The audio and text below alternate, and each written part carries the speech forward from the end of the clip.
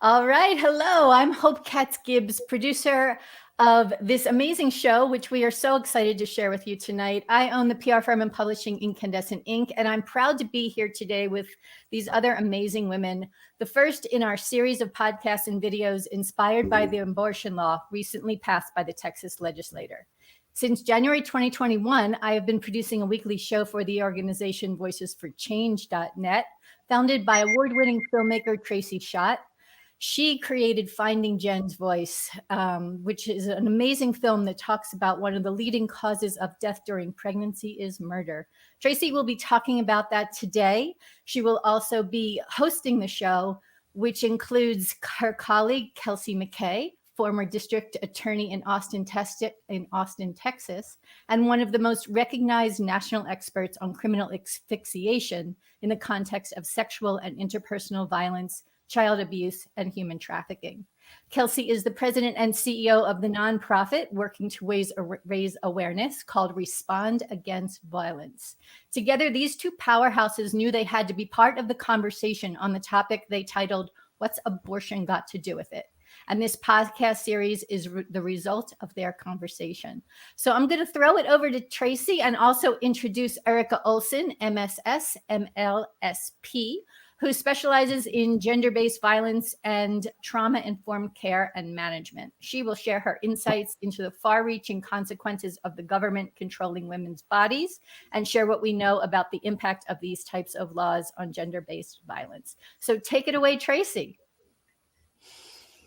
Thanks, Hope, and thanks for all of you for your patience as we fought the internet gods.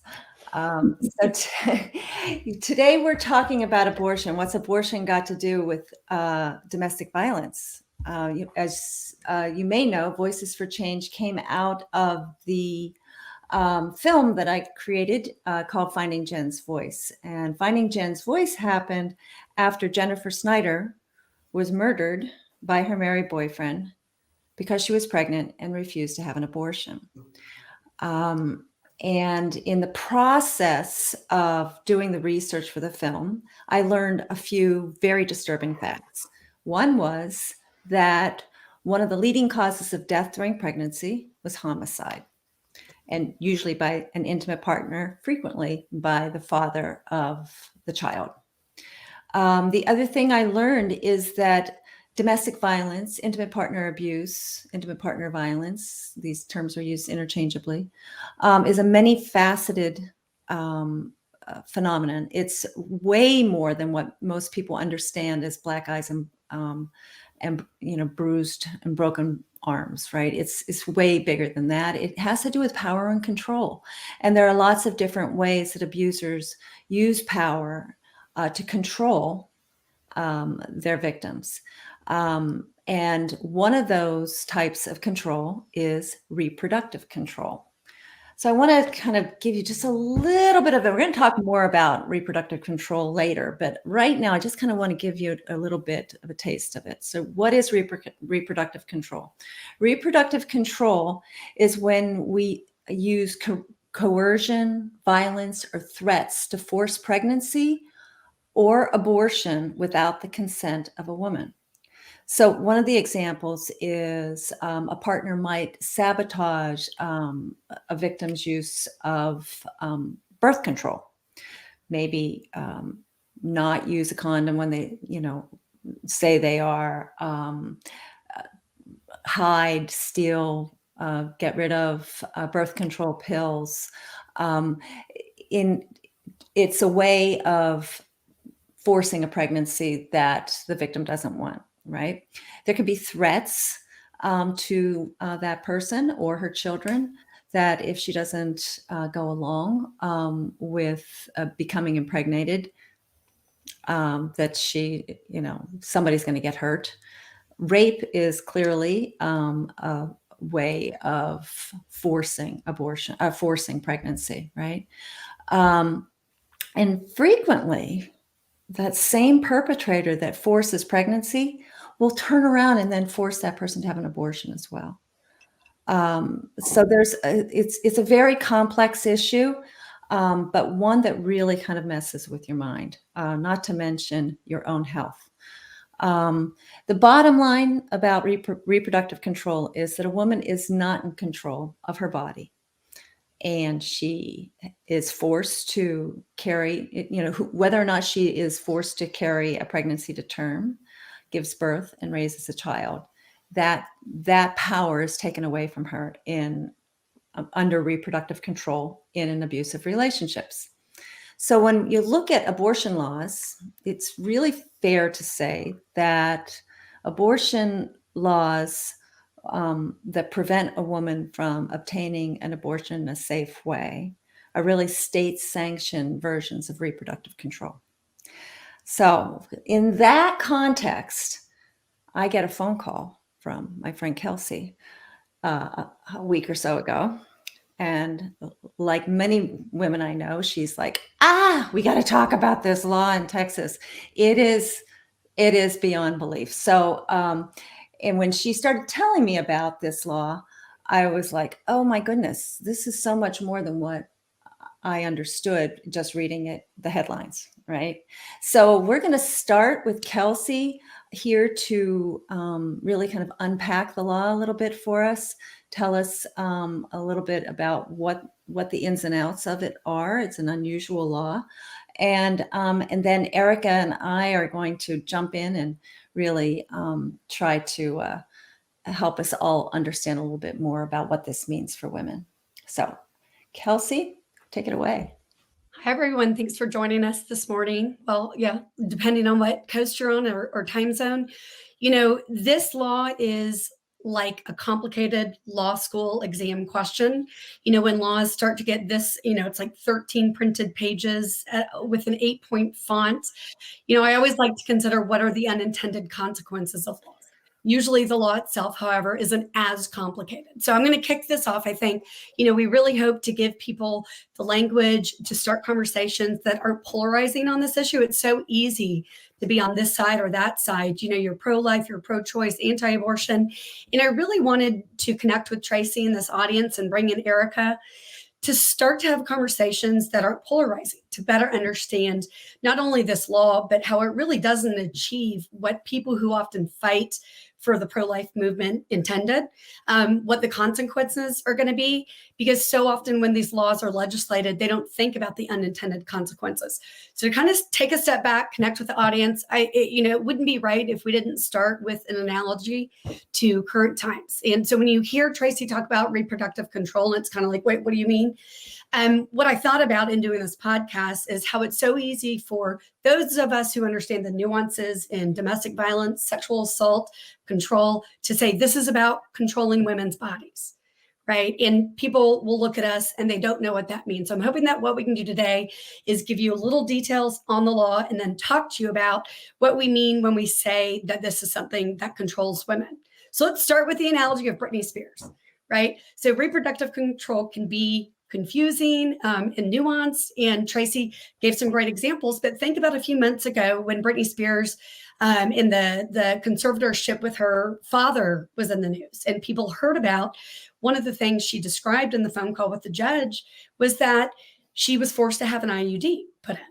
And so everyone was outraged, and it was the greatest example of one way things can be used within an abusive relationship, which, the dynamics are certainly there. The use of the legal system to contribute to them is also an analogy as we go through this law. But just think about it. That was taking the choice away from Britney Spears to make a decision about whether or not she would have a child, get pregnant. And it was really about choice. And so I think that's a great segue into discussing this law in a different way and really understanding that what we want to do is unpack how it's going to be misused. So again, it is like a complicated law school exam question. It would take me 20 hours to go through each of the nuances, but essentially to give an overview, what this law does is essentially bans any abortions once, quote, embryonic cardiac activity can be detected. So you hear politicians all the time try to sell things in a way that's going to get the votes. So the way they describe that is they've defined this as the heartbeat bill. So at the point that heartbeat can be detected, which of course is earlier and earlier with some of the imaging and the technology that we have right now, And so the way they define it is when that cardiac activity can be detected. So how this is different than a lot of other laws is, one, obviously, it brings it so much sooner into the pregnancy. It really limits the amount of time a woman might have to make the choice, which is kind of ironic because all the laws leading up to this in Texas have tried to, under the guise of the woman's health, they have added restrictions, waiting periods, a variety of things that says slow down, right? In hopes that she won't ultimately get the abortion and they can achieve their promises to their voters. What's different about this is it kind of turns that on the head. Now there is no time to process. You may not even know you're pregnant until the day before this, and you'll be banned from an abortion. And I was listening to a podcast or a news story earlier that on August 31st, right, abortion clinics were up late working into the night. So what if some of those children were wanted? And what if some of those pregnancies would have continued, right? It really shows that this isn't about saving lives. And so unlike many other laws that allow pregnancies and abortions within a pregnancy up to 23-ish weeks, this cuts it all the way down to really 6 to 8 weeks. And again, the way that they define the length of the pregnancy, the weeks, is they're counting with that medical clock. And it's interesting because both Governor Abbott and my husband brought up the point to me that they didn't understand how pregnancy days was counted medically. So, right, they count those first 2 weeks between the first day of your menstrual cycle and the time there's a fertilized eggs as already being 2 of those weeks. So by taking it down to 8 weeks, effectively, they've said, unless you catch it the first day, you're unlikely to even have the choice to have an abortion or not. And I think it's really important, Kelsey, to talk about this law actually is 6 weeks, right? It's number one, we don't have a doctor on here, but we know that it is really misleading. It's electrical activity that occurs in the area formed by what may eventually be a heart, number one.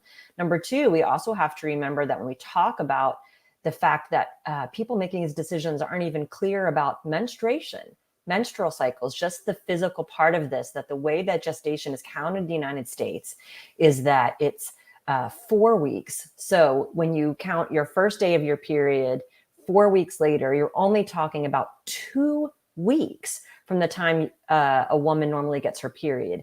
And that's making an assumption that your periods are regular, that your periods, that your life is not stressful, that you don't have underlying medical conditions.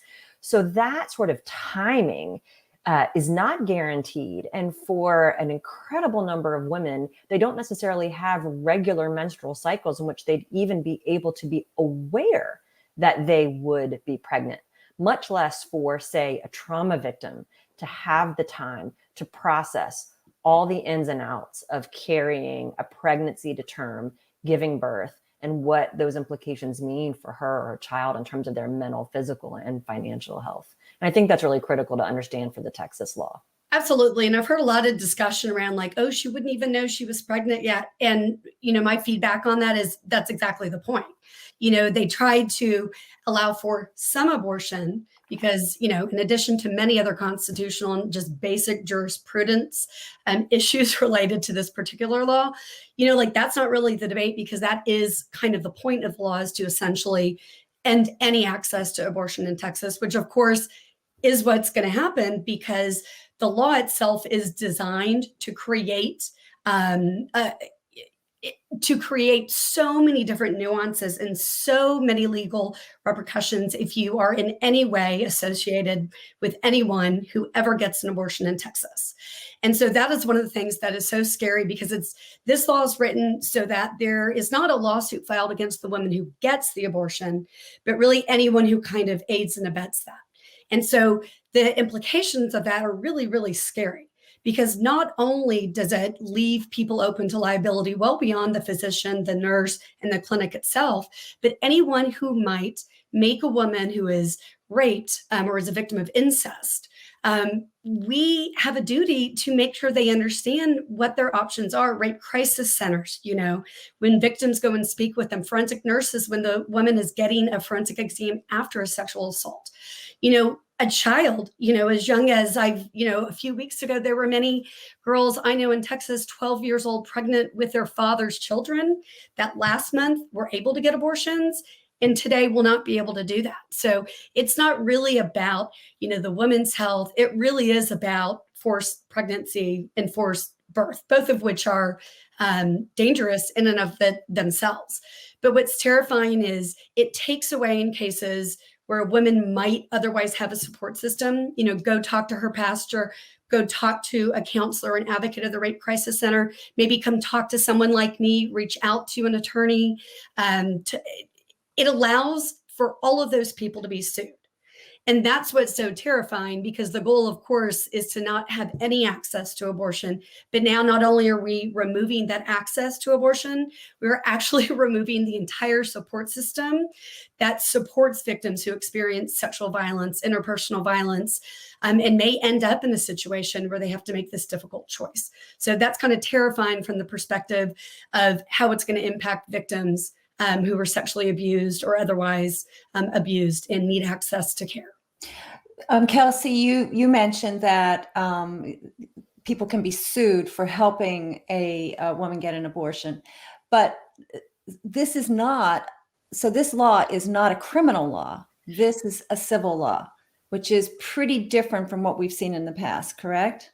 Absolutely. So usually laws are enforced by the state. So when we talk about infringing or restricting a constitutional right, when we add a restriction, it is usually the state adding that restriction.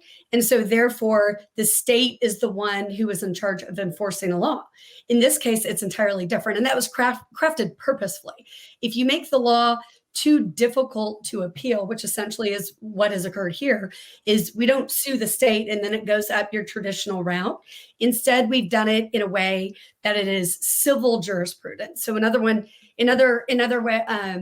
words, someone, a private citizen, is kind of given full throttle ability to enforce this law. So it essentially deputizes citizens to enforce the law instead of the state regulating it in any way. And, it was one of the additions that was crafted purposely to make it difficult for it to go to the Supreme Court and to be appealed, as we saw happen last week.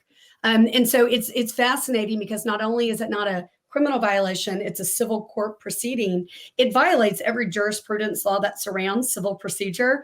And, civil procedure is something that we take that first year of law school, and you realize there are basic fundamental things we need to have in a lawsuit. First, you need to have standing, which means, am I a party to the suit? Does it make sense I'm a party to the suit? So for instance, my husband is a contractor. If he violated a contract, the person who he had that contract with would be the person to sue my husband or his company. This law is totally different. Not only can you sue anyone who might have ever spoken to my husband about that contract, the contractor, the architect, it also enables other people who have nothing to do with the suit to file a lawsuit, even if you're outside Texas. So it means that all of the groups, the right to life groups who are already creating these lawsuits, they are going to be able to sue all the people around the woman who received the abortion. And it's really unheard of, which is why it's so complicated, is because in general, you have to at least be relevant to the lawsuit. So this is just kind of like open game. So I'm going to give you an example. If you think about gun rights, for instance, what this essentially says is if we placed a restriction on gun rights, so a law just passed in Texas where everyone can open carry. Say we had a restriction that you couldn't open carry. The way to enforce that, if we were to replicate the abortion enforcement, is for allow every private citizen, walking around to sue anyone who openly carried a gun. And you would just have these flurries of lawsuits. And in essence, what happens is that everyone can target whoever may have provided any type of support. And it really is to cause chaos. This is like jurisprudence chaos, because you also you usually have to have some type of harm. So a harmed party is the one who is a plaintiff in a lawsuit. But here it's like, what is your harm? And so it really opens the door for it to be abused. We see so much legal abuse when we work with domestic violence. This really opens the door to that, to just be taken advantage of.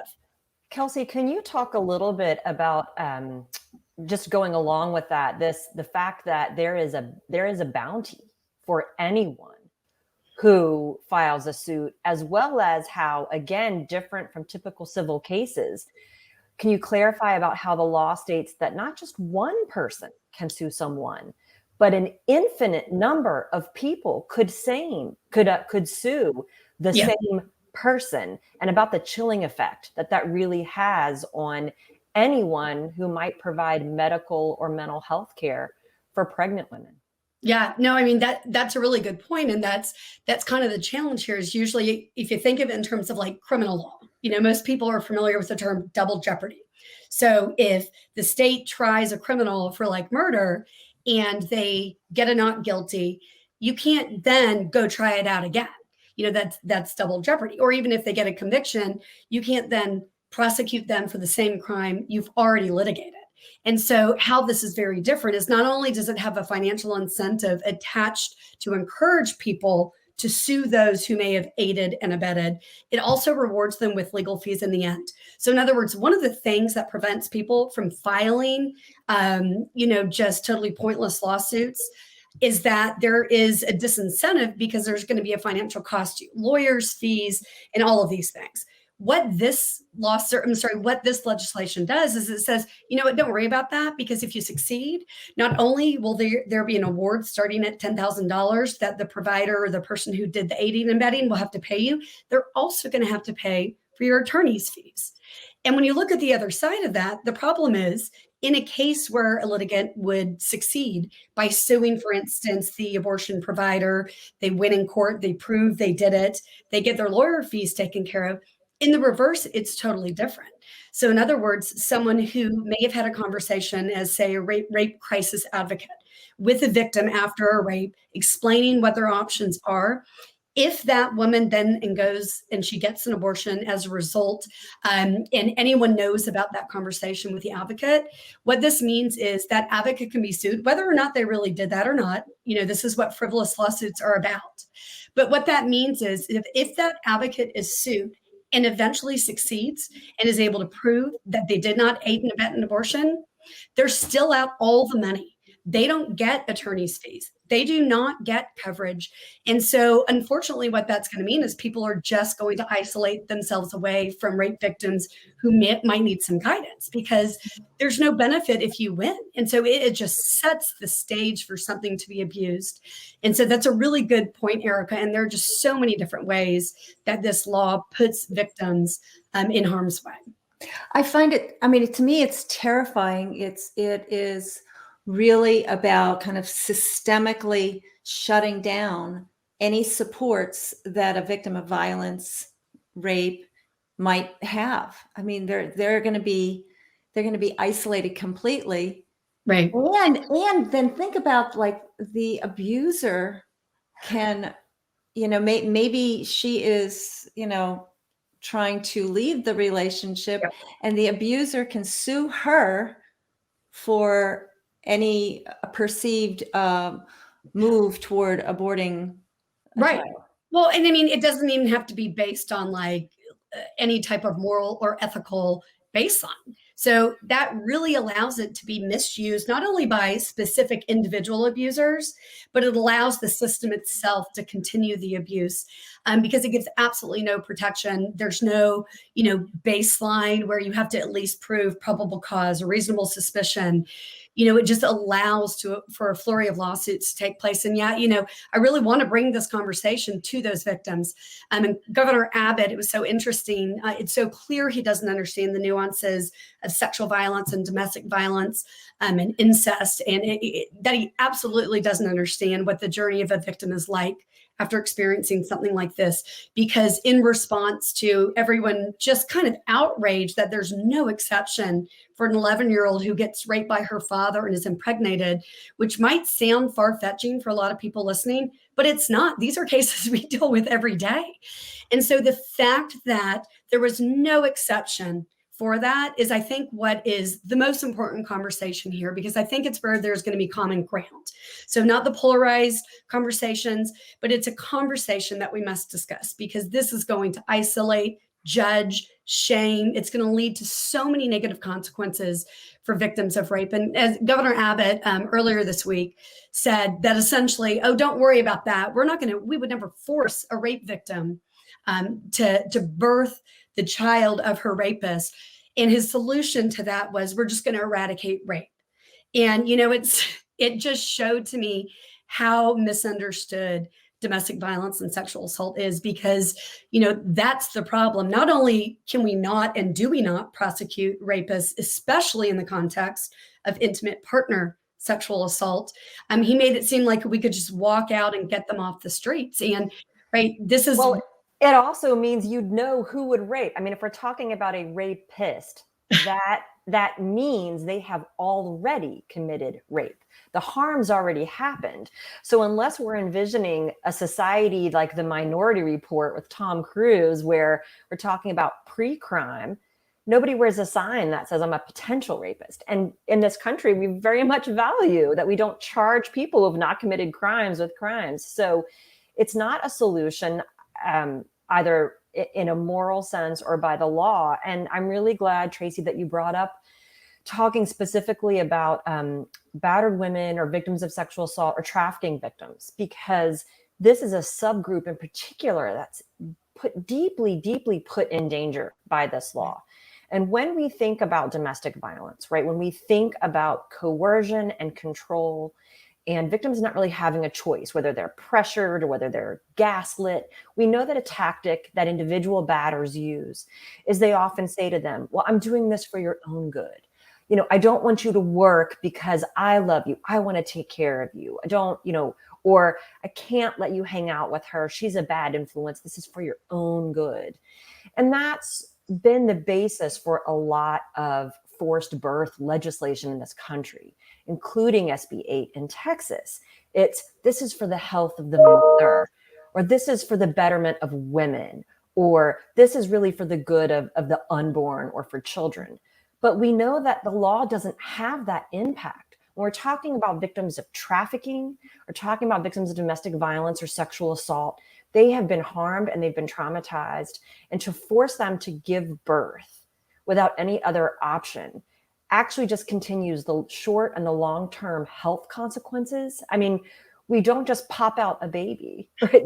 We don't really talk about what are the health consequences. We're talking preeclampsia, we're talking hypertension, we're talking gestational diabetes. These health conditions can last long after the birth of a child.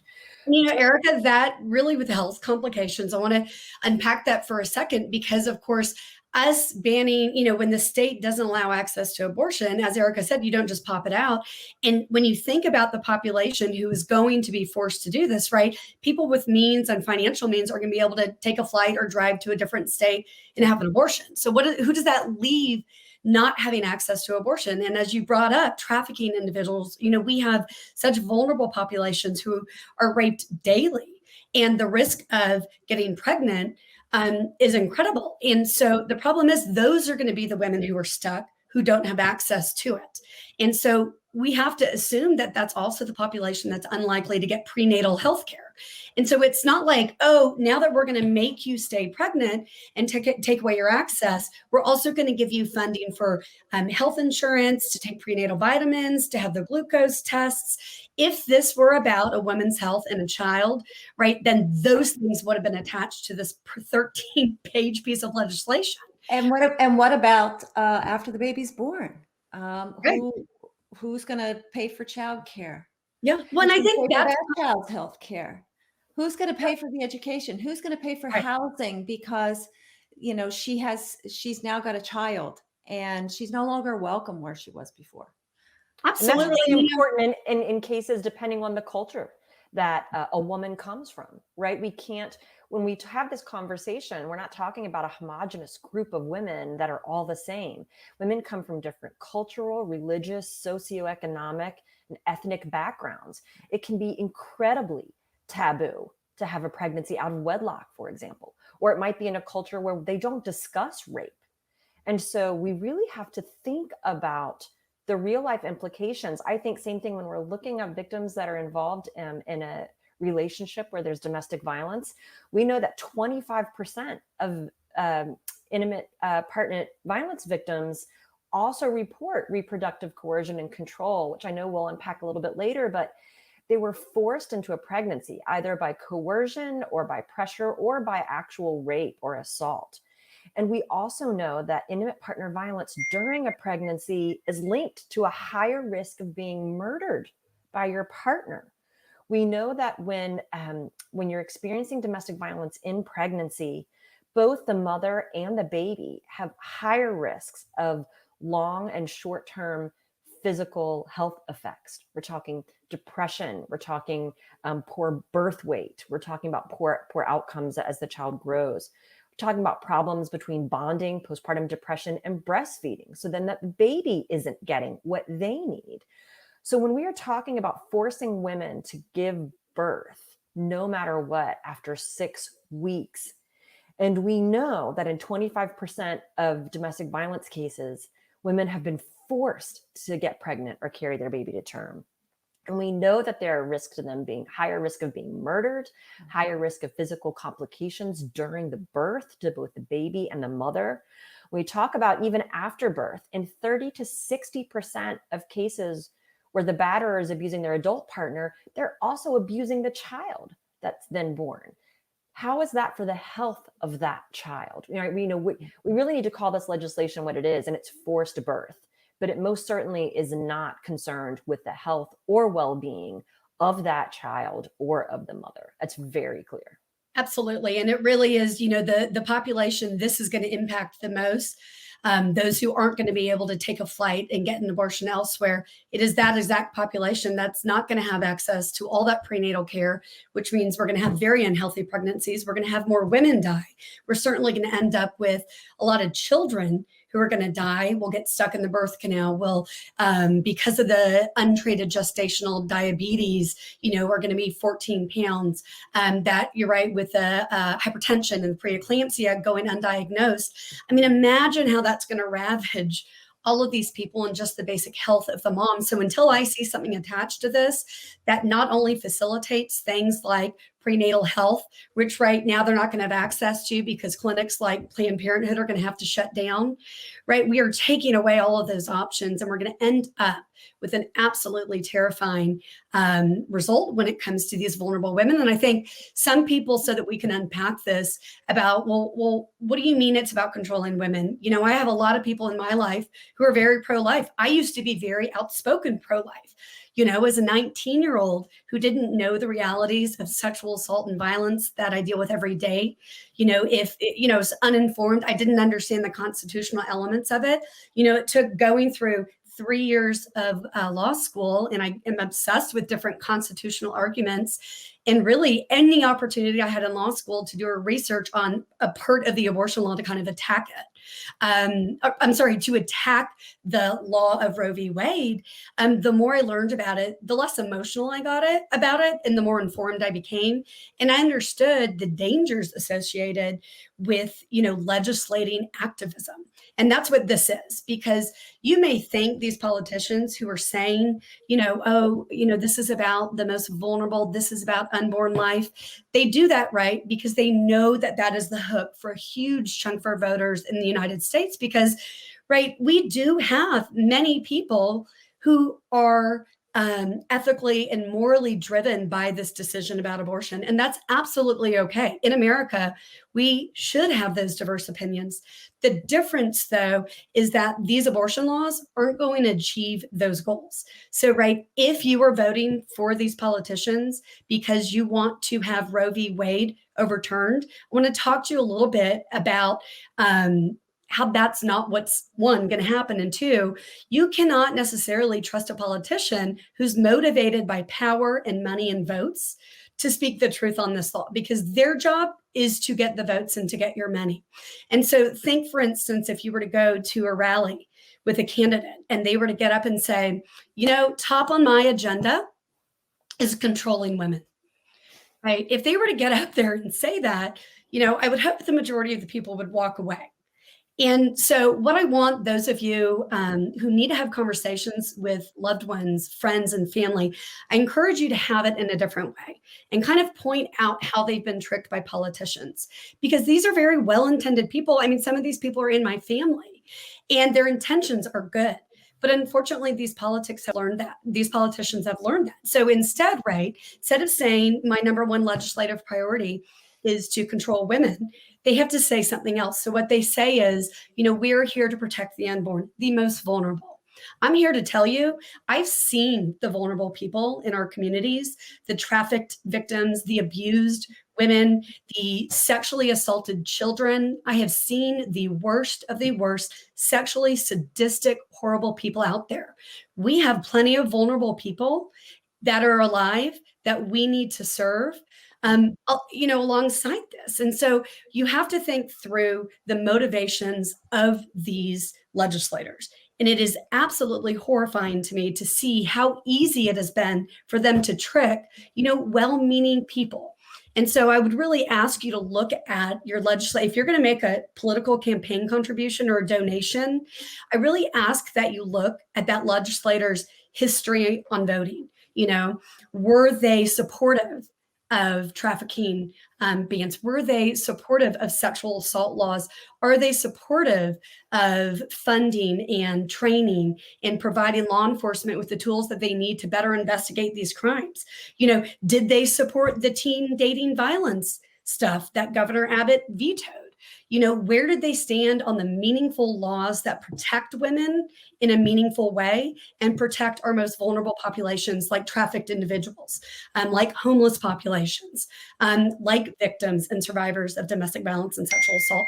And I think what you'll find is that many of them didn't support those meaningful changes that really would have led to unintended pregnancies not occurring. Because, right, if we don't have women being raped, then we're not going to have as many unintended pregnancies. And so it's really like we used to say in group when I used to facilitate groups for survivors, let's match the batterer's words with their actions. And if they are not concurrent, then that helps reveal sort of what's underlying it. And there may or may not be an intent, but I think Kelsey is also speaking to the de facto consequence or impact, which is whether or not you did or didn't intend. At the end of the day, this is what's happening. And I think we have to be very honest about that.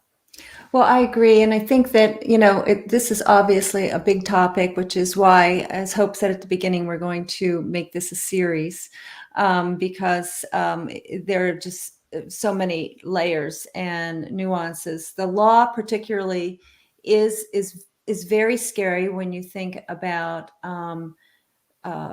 giving abusers really another weapon, another tool to control their victims. That's scary to me. It's in our current political climate, and with the lack of gun control in Texas. I feel like this is violence just waiting to happen.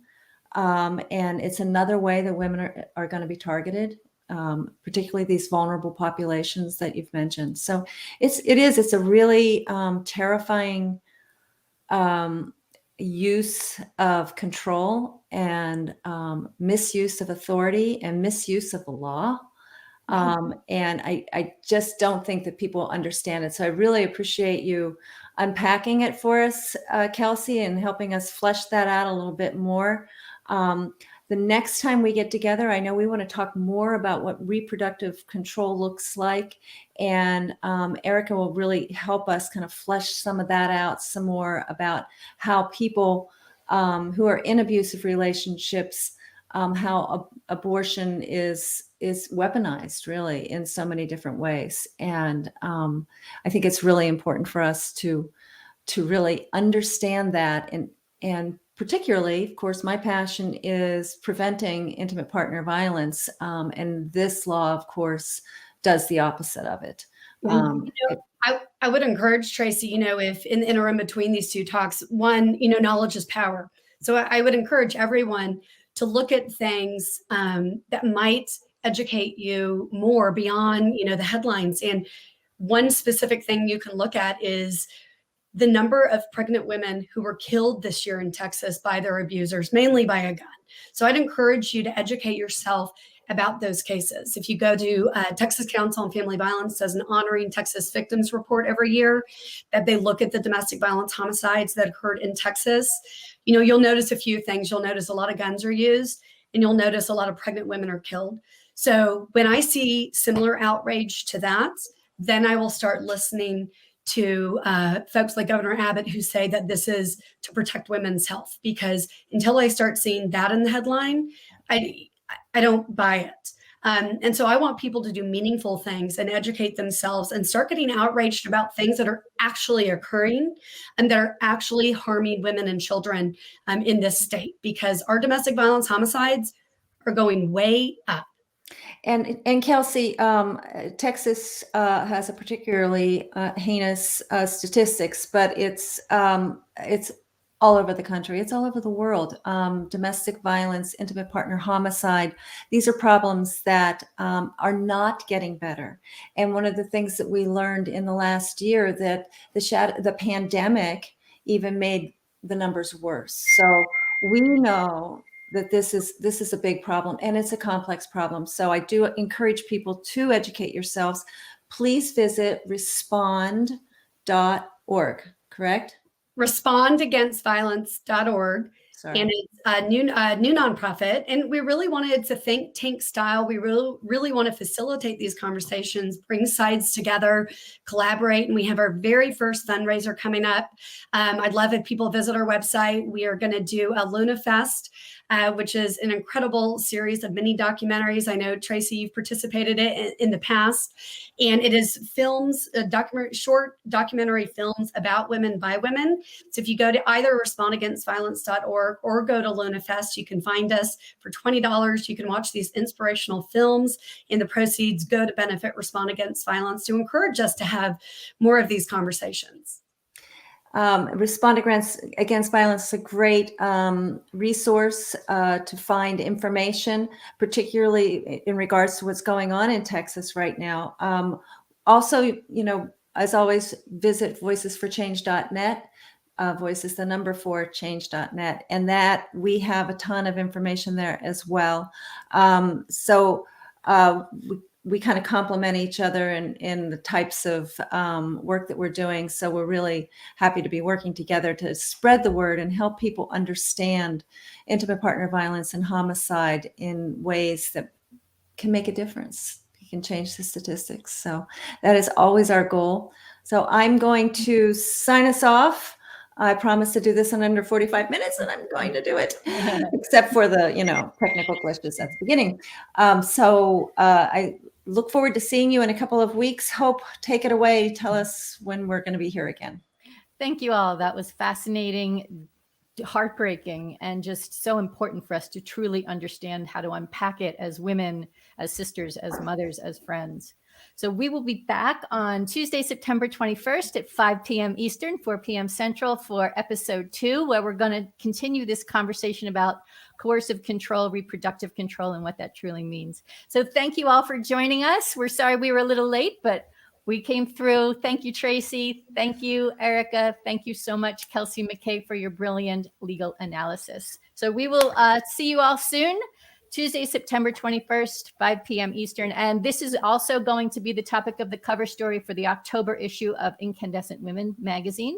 So you'll be able to rewatch these videos and podcasts, listen to these podcasts, and read all about it. So we thank you.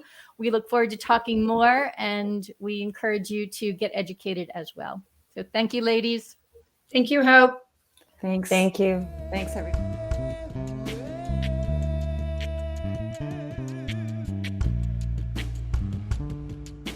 Ha ha ha ha.